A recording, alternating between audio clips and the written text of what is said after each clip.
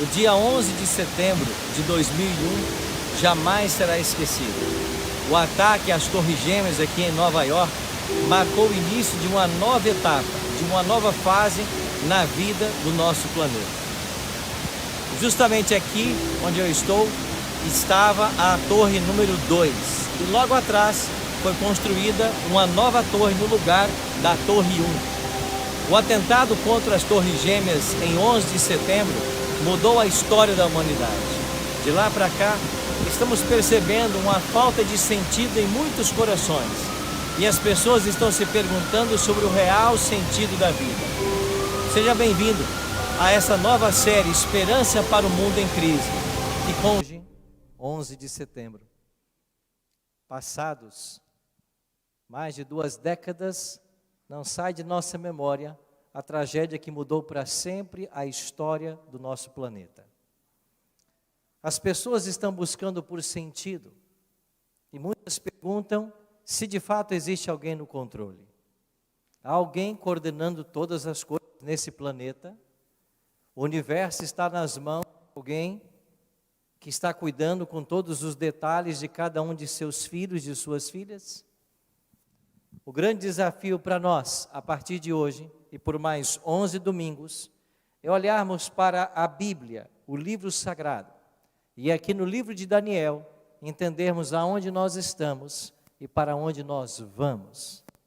Pelos olhos da profecia, nós podemos antever que o fim da história humana se aproxima. E precisamos conhecer exatamente como será esse fim. Por isso, você é muito bem-vindo à nossa série Esperança para o Mundo em Crise. O participar desses domingos à noite pode determinar uma virada completa na sua história. E eu espero que isso aconteça. Eu espero que nós, ao estudarmos a Bíblia, entendamos o momento em que estamos vivendo, o que nos cerca em nosso mundo e para onde nós caminhamos. Por isso eu vou convidar você que trouxe a sua Bíblia a abri-la comigo no livro do profeta Daniel. Embora escrito há 2.600 anos no passado, ele continua tão atual como o jornal que foi vendido na banca desse domingo. E se você não trouxe sua Bíblia, quero convidar você para trazê-la no próximo domingo, pois vamos juntos estudar esse livro extraordinário. Viajaremos por seus 12 capítulos e entenderemos o propósito de Deus. E entenderemos por que nós hoje temos o mundo em conflito. O livro de Daniel traz para nós uma resposta para a falta de sentido que muitas vezes existe em nosso coração. Vamos perceber que não se trata apenas de um livro de história, mas também de profecia. E ele mescla história e profecia. Para ser exato, são 6 capítulos históricos e 6 capítulos proféticos. Na história, vamos olhar para o passado e aprender com suas lições. Na profecia, vamos olhar para o futuro e nos prepararmos para as coisas que vão acontecer. E você perceberá que nós estamos todos imergidos dentro de um grande conflito.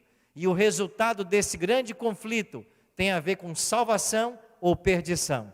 De que lado você está? Então vamos voltar para a Babilônia, 2.600 anos no passado, no período neobabilônico, e compreender como que um rei pagão recebe de Deus uma mensagem, tem sua vida transformada pela influência de um jovem profeta. Mas antes de lermos o primeiro texto no livro sagrado, será nosso hábito aqui sempre orar, pedindo que o Deus Espírito Santo ilumine nossa mente e nos faça compreender os mistérios da profecia de Daniel. Por gentileza, feche seus olhos e ore comigo mais uma vez. Pai Santo, nos reunimos em Tua casa nessa noite como Teus filhos e filhas, para buscarmos mais uma vez a Tua face, para ouvirmos a Tua voz através da Tua palavra, e para entendermos os Teus planos, o Teu projeto para a nossa vida. Por isso, Pai, suplicamos que Tu estejas em nosso meio, que o Deus Espírito Santo, o mesmo que esteve com Daniel há 2600 anos no passado, esteja com todos nós nessa noite, e que nós compreendamos a Tua mensagem para nós agora. Oramos em nome de Jesus. Amém. Vamos começar com o primeiro verso do livro de Daniel. Daniel 1, verso 1. No ano terceiro do reinado de Jeoaquim, rei de Judá, veio Nabucodonosor, rei de Babilônia, a Jerusalém e a sitiou. Nós temos aqui, nesse primeiro verso, a data dos eventos iniciais do livro. No terceiro ano do reinado de Jeoaquim. Estamos falando do ano 605 a.C. Foi nesse ano que Nabucodonosor começa a sua grande investida contra as nações. Aqui nós temos duas cidades, Jerusalém e Babilônia. Nós temos dois reis, Jeoaquim reinando sobre o povo de Deus e Nabucodonosor reinando sobre uma ímpia cidade, uma cidade politeísta, uma cidade pagã. Na realidade, Jerusalém e Babilônia são duas cidades que vão percorrer toda a Bíblia. Elas aparecem do Gênesis ao Apocalipse. Se você for para o Gênesis, você vai encontrar as raízes de Jerusalém. Quando Gênesis fala de um homem chamado rei e sacerdote de Salém. Como era seu nome? Melquisedeque. Rei e sacerdote de Salém. E é dessa palavra hebraica Salém que virá Jerusalém, Jerusalém. Mas aí também no Gênesis você já tem uma rebeldia, quando se constrói uma grande torre, a torre de Babel. E da palavra Babel virá a palavra Babilônia, que significa nesse contexto, confusão. Se vamos para o Apocalipse, capítulo 18, você estuda a respeito da queda de Babilônia. E no capítulo 21, o estabelecimento da Nova Jerusalém. Ou seja, do Gênesis ao Apocalipse, essas duas cidades são antagônicas. Elas representam o povo de Deus e os inimigos do povo de Deus. Elas representam aqueles que buscam conhecer a vontade do Senhor e praticar, e aqueles que se rebelam contra Deus. E no clímax desse grande conflito entre o Gênesis e o Apocalipse, você tem o livro de Daniel. E lições preciosas poderão ser tiradas. Mas é infantilidade achar que o conflito entre o bem e o mal tenha começado no 6º século antes de Cristo. A Bíblia nos revela que este conflito tem uma origem muito tempo atrás dos dias de Daniel. Estamos falando de um conflito que teve origem lá no céu. E o livro do Apocalipse, no capítulo 12, verso 7, declara que houve no céu uma peleja. Miguel e seus anjos pelejaram contra o dragão. Também pelejaram o dragão e seus anjos. E o versículo 9 diz que esse dragão, ao pelejar, ele foi expulso do céu. Ele foi atirado para a terra e com ele os seus anjos. O capítulo 12 vai revelar que uma terça parte dos anjos de Deus foram expulsos com Satanás do céu. Então, o grande conflito não se origina nos dias de Daniel. Ele começou lá no céu. Para ser mais exato geograficamente, ele começou no santuário celestial. Para ser mais exato, ele começou dentro do Santíssimo, com um anjo que é chamado em Ezequiel e Isaías de um querubim cobridor. Este é Lúcifer. O anjo de mais exaltada posição no céu, rebelou-se contra o Criador. Por isso ele foi expulso de lá. Os profetas Isaías e Ezequiel falam dessa expulsão. E diz lá o profeta Isaías, passa para mim, Alex. Como caíste do céu, ó estrela da manhã, filho da alva. Como foste lançado por terra, tu que debilitavas as nações. Tu dizias em teu coração: eu subirei ao céu, acima das estrelas de Deus, exaltarei o meu trono, e no monte da congregação me assentarei, nas extremidades do norte, subirei acima das mais altas nuvens, e serei semelhante ao Altíssimo. Você percebe quantas vezes o pronome eu aparece nessa profecia, ou nesse relato? Eu subirei, eu me assentarei, eu serei.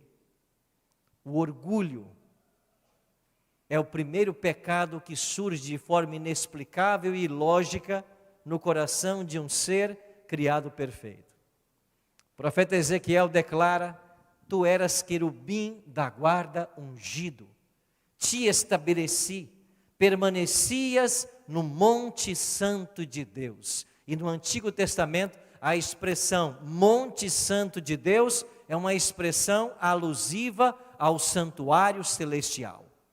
Tu eras querubim cobridor no santuário celestial. Você se lembra que quando Moisés constrói um santuário nessa terra, de acordo com o Êxodo 25, 8 e 40, era uma cópia do santuário celestial, e lá haviam 2 anjos cobridores que estavam acima da arca da aliança. Lúcifer era um desses anjos. Ele estava na presença do próprio Deus, mas ele se rebelou contra Deus. Do céu foi expulso. Como vimos no capítulo 12 de Apocalipse, ele foi atirado para a terra, por causa do pecado do orgulho. E veja como está em contraste Satanás com o Filho de Deus. Se de um lado Lúcifer quer subir aos céus, o Filho do Homem desce à terra.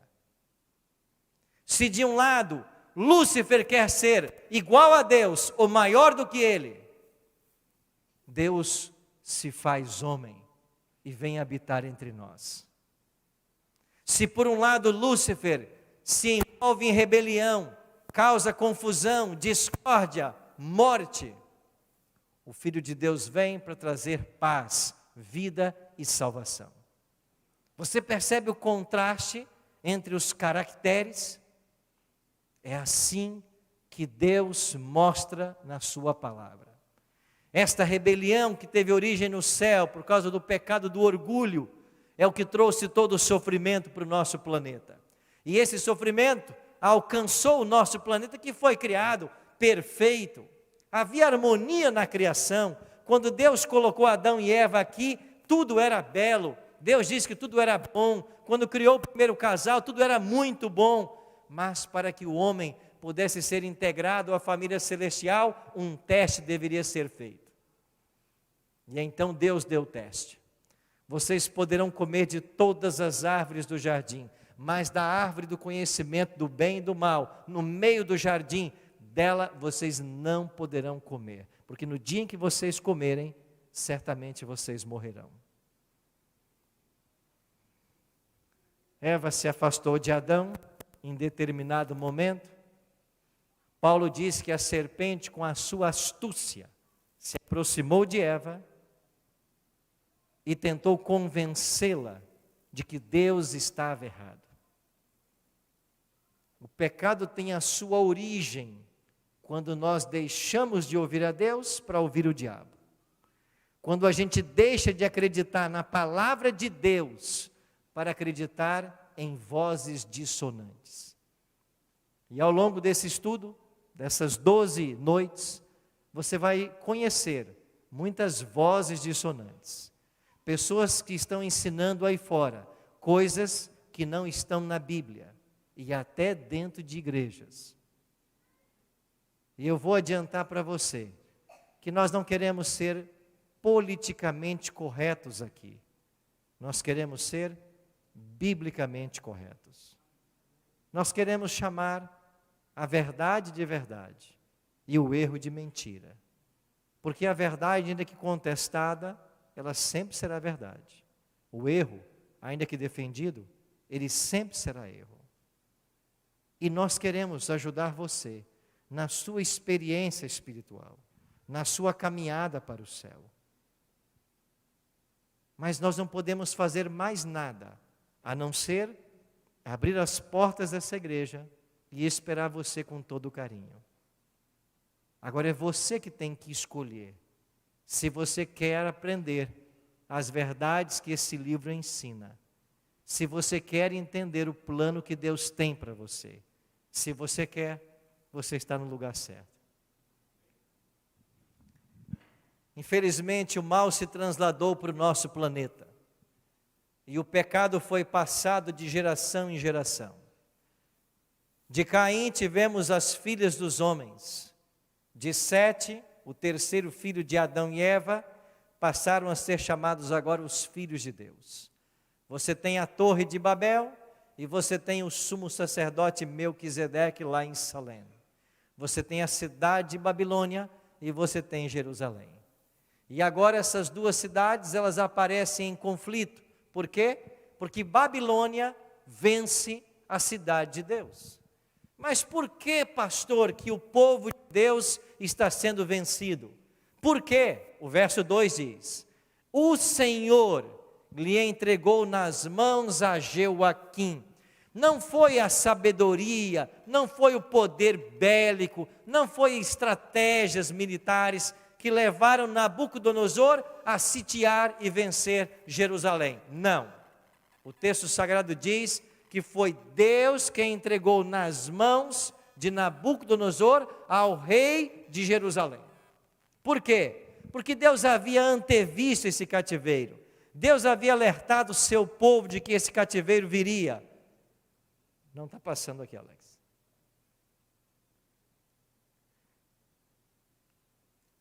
Deus havia antevido de que o cativeiro viria. E então a cidade é escravizada. E lá foram os príncipes de Judá, levados cativos, cerca de 1.500 quilômetros de Jerusalém até a cidade de Babilônia. E entre esses príncipes havia um grupo muito especial. Certamente você já ouviu falar sobre o Quarteto Fantástico. Certamente você já viu propagandas do mundo Marvel. Certamente você já viu falar dos superpoderes desse quarteto. Mas tudo isso não passa de mera ficção. Eu quero apresentar para você os verdadeiros heróis da história.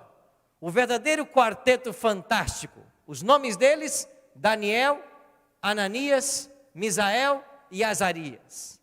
Destes você não verá muitos filmes.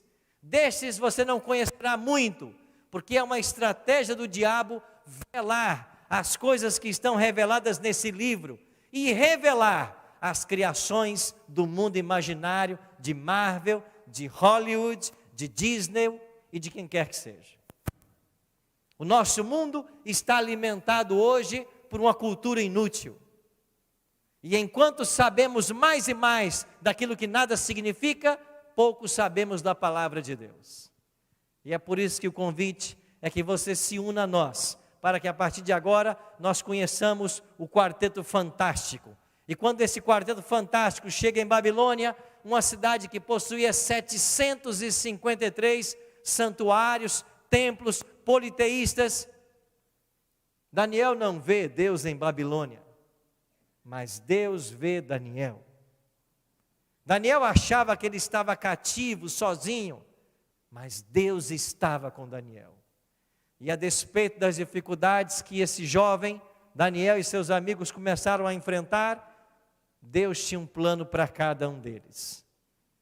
E ali eles começaram a conhecer a história de Nabucodonosor. Este rei reinou 42 anos em Babilônia. O seu nome pode ser traduzido como Nabu, proteja meu filho. Nabu era um dos deuses da Babilônia. E ali em Babilônia, esses jovens de Deus vão enfrentar, no primeiro capítulo, que é o objeto hoje do nosso estudo, 3 testes.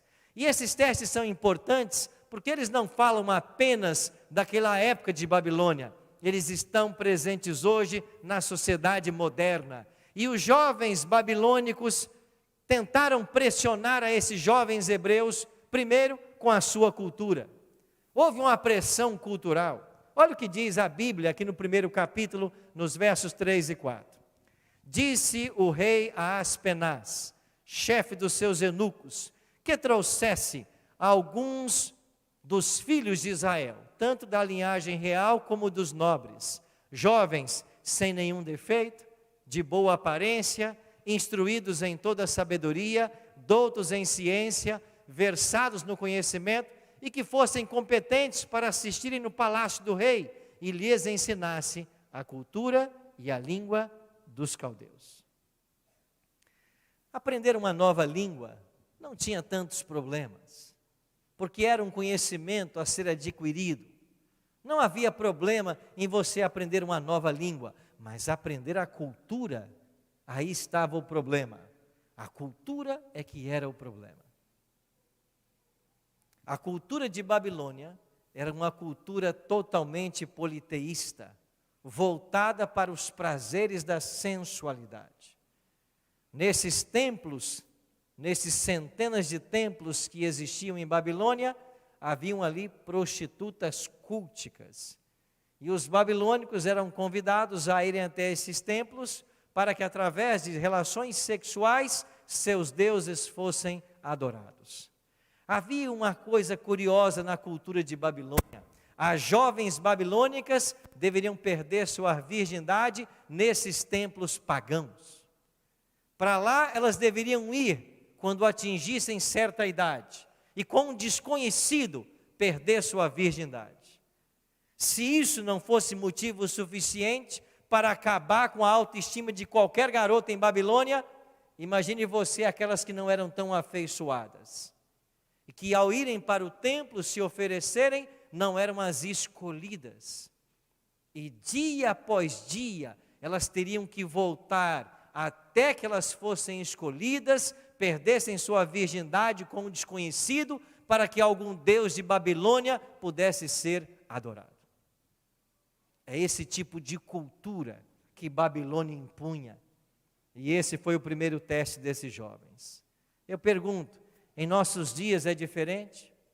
Vivemos uma cultura hoje que prega a promiscuidade. Outro dia eu estava vendo uma reportagem, uma mãe dizia com o peito aberto: eu prefiro que o namorado da minha filha venha aqui em casa e durma no mesmo quarto que ela e tenha relações sexuais com ela, do que ela esteja por aí fora de casa. Cultura da permissividade, onde não existem mais valores morais. É contra isso que esses jovens tinham que viver, é contra isso que nós temos que viver. E deixa eu falar para os jovens que estão conosco nessa noite. Existe um presente que Deus deu para você, e você tem que guardar esse presente até o dia que você for para o casamento e vir no altar buscar a bênção do Senhor. Essa é a virgindade.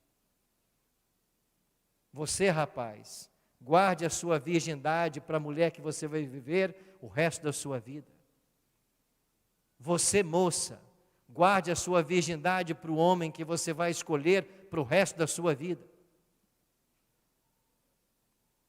E se você, moça, for tentada em algum momento, se alguma voz bonita quiser te seduzir e te levar para a cama antes da hora, saiba que ele não vai se casar com as que ele pega. Ele vai querer se casar com uma virgem, não com você. Não ceda. E se eu estou falando para alguém que está namorando, e nesse exato momento está enfrentando uma pressão dentro do namoro, para ir para um motel, para perder sua virgindade, acaba nessa noite esse namoro, enquanto há tempo. Acaba esse namoro. Outro dia eu falei isso para uma jovem, ela me contou que vivia situação parecida, e eu disse: o que você vai fazer? Ah, pastor, eu estou orando para que Deus me revele. Revelar o quê, minha filha? Revelar o quê? Está mais que revelado. Sai disso. Sai dessa situação. Está esperando um anjo descer do céu e dizer o que para você? O que já está dito na palavra? Não negocie os princípios. Hoje somos tentados pelas drogas. Cadê o papelzinho das drogas aqui? Hoje somos tentados pelas drogas. Constantemente chega para você as opções. E eu vou anexar aqui as drogas ao vício da bebida, do fumo. É tão comum hoje ter uma latinha de cerveja. Outro dia um pastor aqui me contava que seu filho estava andando aí, em Santa Catarina, para um carrão e já oferece ali uma cerveja. Toma aí, um amigo, toma aí, amigo. Que amigo? Oferecendo bebida alcoólica para você. Não se corrompa. Não, pastor, tem gente por aí ensinando que até faz bem à saúde. Bem à saúde de quem? Bem aos donos. Quem lucra com isso? Não, pastor, mas se eu tomar só um pouquinho não vai fazer mal. Que história é essa? Quem disse para você que a Bíblia autoriza alguns goles de cerveja, de cachaça, de uísque, de suco, cheio de álcool? É o vinho, né? A gente não usa essas coisas. A Bíblia não autoriza isso. Mas por que religiosos defendem? Porque não lê Bíblia. É por isso que defendem. Nenhum estudo sério da Bíblia aprova uma coisa dessas. Esses jovens foram tentados em Babilônia, a promiscuidade. Havia um segundo teste, que tinha a ver com o estilo de vida. Olha o que diz o texto sagrado, 1 verso 5. Determinou-lhes o rei a ração diária das finas iguarias da mesa real e do vinho que ele bebia, e que assim fossem mantidos por 3 anos, ao cabo dos quais assistiriam diante do rei. Daniel, Ananias, Misael e Azarias poderiam ter dito: não, a gente está aqui escravo em Babilônia, nós estamos sob o poder babilônico, eles nos estão obrigando a comer essas coisas, a beber essas coisas, então nós temos que beber. Não, não disseram nada disso. Eles haviam aprendido na infância serem leais aos princípios da palavra de Deus. Daniel e seus amigos tinham os livros dos profetas, tinham o Pentateuco, eles estudavam, aprenderam com seus pais, desde a infância, as verdades a respeito da saúde. Eles conheciam Levítico capítulo 11, que faz uma distinção entre carnes imundas e carnes limpas. Eles sabiam da história de Noé, que por causa da bebedeira acabou cometendo incesto. Eles tinham exemplos claros de como deveriam proceder, e eles não cederam a esta pressão. E hoje nós temos essa mesma tentação quando vamos a um supermercado. E eu arrisco dizer que quando nós entramos hoje num supermercado daí de Florianópolis para fazer uma compra, quem sabe 90% do que está aí não serve para você. Não serve para a tua saúde. Eu arrisco dizer que 90%. E talvez até mais. Está lá sendo vendido, mas não presta para você. Não vai fazer bem à tua saúde. E nós estamos expostos a essas tentações. E às vezes não só usamos, como colocamos para nossos filhos. E os nossos filhos desde cedo são educados ou mal educados no regime alimentar. E até a gente como pai que quer ser cuidadoso, ouve de vez em quando: tadinho pastor, coitadinho, deixa ele comer isso, deixa ele comer aquilo. Coitadinho da gente que não teve a chance de ter um pai, uma mãe, que desde o berço colocou o que deve ser comido e tirou o que não deve ser comido. Eu cresci numa família que, ainda que religiosa, não tinha muito conhecimento da palavra. E usávamos indiscriminadamente essas coisas que as pessoas usam aí fora. Eu, graças a Deus, estou com 51 anos, não tenho problema sério de saúde, não tenho nenhum problema de saúde, mas como que eu seria se a minha dieta fosse como a Bíblia orienta desde o berço? Eu acho que eu teria uma saúde melhor. Com toda certeza eu teria. E nós empurramos às vezes para os filhos aquilo que nós sabemos que não faz bem. Ou se não sabemos, temos que estudar para ver o que colocamos na mesa deles. Olha o que diz Daniel 1:8. Resolveu Daniel firmemente não contaminar-se com as finas iguarias do rei, nem com o vinho que ele bebia. Então pediu ao chefe dos eunucos que lhe permitisse não contaminar-se. Ele resolveu firmemente no coração: caiam os céus, eu serei fiel. Eu não vou me contaminar com essas iguarias que estão oferecendo. O chefe dos eunucos aceitou o pedido de Daniel. Ficou receoso. Então Daniel disse: me testa por 10 dias. Eles foram testados por 10 dias. E no final dos 10 dias, a sua aparência era melhor. Alex, aqui não tinha uma foto minha, todo bonitão assim? Botou esse cara por quê? Tá bom, corrija isso. A aparência deles era muito melhor, eles estavam mais robustos que os outros. Por quê? Porque haviam se alimentado daquilo que o Deus recomenda, e não daquilo que havia na mesa do rei. A sua aparência era melhor do que todos. Terceiro teste, perda da identidade religiosa. Como aconteceu essa tentativa de tirar a identidade desses jovens? O texto diz assim: entre eles se achavam os filhos de Judá, Daniel, Ananias, Misael e Azarias. E o chefe dos eunucos lhes pôs outros nomes, a saber, Daniel de Beltesazar, Ananias o de Sadraque, Misael de Mesaque e Azarias o de Abednego. O que significam esses nomes? Os nomes hebreus estavam relacionados com o Deus que eles serviam. Já os nomes babilônicos relacionados com os deuses da Babilônia.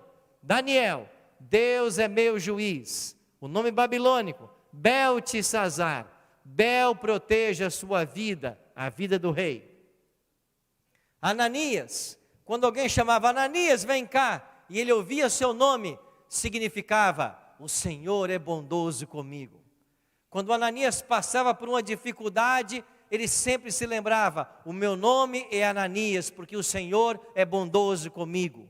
Havia uma identidade religiosa nesses jovens. Eles tentaram arrancar essa identidade, tentaram mudá-la, e os nomes babilônicos, por exemplo, de Ananias, agora era Sadraque, inspiração ao Deus Sol. E eles esperavam que os jovens agora se dobrassem diante dos deuses da Babilônia e esquecessem o Deus de Israel. Mas isso não aconteceu, porque esses jovens haviam sido fundamentados na palavra. Desde cedo aprenderam da palavra, eles conheciam quem eles eram e qual era o Deus que eles serviam. Eles sabiam que mesmo em situações adversas, Deus estaria com eles. E esses jovens foram preservados em Babilônia. 3 anos assediados por esses testes. E o que aconteceu no final dos 3 anos? Veio o resultado final. E depois desse primeiro período de prova, em toda a matéria de sabedoria e de inteligência, sobre o que o rei lhes fez pergunta, os achou 10 vezes mais doutos do que todos os magos e encantadores que havia em todo o reino. 10 vezes. Quando olhamos para a história, e nós pensamos em grandes personagens, homens que marcaram a história por sua capacidade de raciocínio, de lógica. Esses jovens foram encontrados 10 vezes mais sábios do que os sábios do seu tempo. Ou seja, o contato com Deus e com sua palavra fez toda a diferença. E quando chegamos ao último verso do primeiro capítulo, o verso 21 termina dizendo que Daniel continuou até o primeiro ano do rei Ciro. Ou seja, saiu Babilônia, veio a Medopérsia, um novo monarca, mudança política, mas Daniel continuou. Por que ele continuou? Porque ele era fiel a Deus, porque o Senhor era com ele. Daniel venceu as incertezas da vida, porque ele foi submisso a tudo que Deus orientava em sua palavra. E conhecer a palavra fez o diferencial ao enfrentar as provas em Babilônia. E fará também a diferença hoje, quando sairmos de dentro da igreja, para enfrentarmos a vida aí fora. Fará a diferença. Eu faço parte de uma família que nasceu toda lá em Aimorés, Minas Gerais. E talvez tenhamos mais mineiros nessa noite aqui. Talvez você que nos assiste pela internet também seja desse maravilhoso estado de Minas Gerais. Ali nascemos, 9 filhos. Pai e mãe, e aí estão os 9 filhos. O telão não coube todos, né? Coube. José e Adelaide, meus pais, e ali estão os meus irmãos. Eu sou o penúltimo lá de casa, depois de mim tem só o caçula. Minha família se dizia cristã, meus pais se diziam cristãos, mas raramente os vi na igreja, em alguma igreja. Mas com 13 anos, eu tive a chance de ter um evento no bairro onde eu morava, como o que nós estamos fazendo aqui. Uma série de encontros onde a Bíblia foi estudada. E com 13 anos, eu fui para esse local, aprender da Bíblia. Aqueles dias, estudando a Bíblia com um homem, um médico chamado Emanuel Ruela, mudaram para sempre a minha vida, ou mudou para sempre a minha vida. Ali eu descobri que havia um Deus que me amava, que tinha um projeto para a minha vida. E o conhecimento da palavra me fez seguir um novo caminho. Os meus colegas de infância, os amigos com quem eu andava, com quem eu convivia, todos eles morreram. Morreram jovens, todos no mundo das drogas. Eu teria sido mais um, se esse livro não tivesse chegado e entrado na minha vida. Mas eu queria que esse livro fizesse a diferença também na vida da minha família. E quando eu fiz 17 anos, 4 anos depois, eu mesmo quis dirigir uma série de estudos da Bíblia. Eu pedi à igreja que alugasse um salão, e para lá eu ia todas as noites pregar. E convidei minha família para assistir. Alguns vieram. 3 deles também tomaram sua decisão. Mas eu tinha um sonho, que meu pai também tomasse a sua decisão. E depois de estudar a Bíblia, meu pai teve sua vida também transformada. Mas logo ele foi atingido por um câncer. O médico falou comigo dentro de um consultório e deu para meu pai 2 meses de vida. Eu morava em São Paulo, na época eu trouxe meu pai para São Paulo. Eu levei meu pai para uma clínica. Eu coloquei meu pai dentro de uma clínica por quase 1 mês, para que ele tivesse uma reeducação alimentar, para que ele fosse cuidado. E essa mudança de vida, já num câncer bem avançado, deu a ele ainda uma sobrevida de mais de 2 anos. Nesse período, minha esposa engravidou e estava para nascer meu primeiro filho, Rafael, que está aqui sentado. Rafael chegaria em abril. E quando foi no mês de fevereiro, eu perdi meu pai. Eu me tornei o único dos 9 filhos que não apresentou um neto para meu pai. Não deu tempo. Eu queria ver meu pai segurando meus filhos. 60 dias separaram esse momento. Meus filhos não conheceram o meu pai. Mas todas as vezes que eu ia em casa, eu tinha esse desejo. E em alguns momentos eu gravei meu pai. para que meus filhos um dia conhecessem o meu pai. E, sobretudo, quem ele se tornou depois que ele teve contato com a palavra. E buscai, pois, em primeiro lugar, o seu reino e a sua justiça, e todas as coisas vos serão acrescentadas. Porquanto não vos esquieteis como o dia de amanhã, pois amanhã estará os teus cuidados. Basta ao dia do seu próprio mal. Ele já estava quase sem voz pelo câncer que também atingiu a garganta. Não viveu muitos dias. Mas meus filhos conheceram um pouco da história dele pelos vídeos que eu mostro. E eu conto essa história para dizer para você que esse livro fez toda a diferença na vida de Daniel, Ananias, Misael e Azarias. Fez na minha, na de meu pai, e fará na sua, se você conhecê-lo. Se você aceitar o desafio de ficar aqui comigo 12 domingos.